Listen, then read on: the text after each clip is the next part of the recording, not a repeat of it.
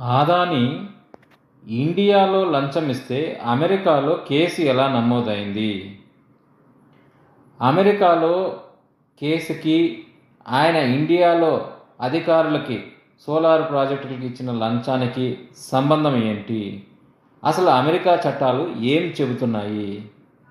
America ఇన్వెస్టర్లు లేదా మార్కెట్లతో సంబంధం ఉన్నటువంటి విదేశీ పెట్టుబడిదారులు భారతదేశంలో కానీ మరి ఏ ఇతర దేశంలోనైనా కూడా కానీ పెట్టుబడులు పెట్టినట్లయితే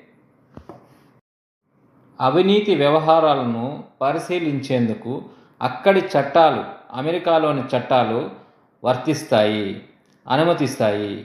అదేవిధంగా ఇప్పుడు గౌతమ్ అదానీకి అమెరికాలో కేసు నమోదైంది.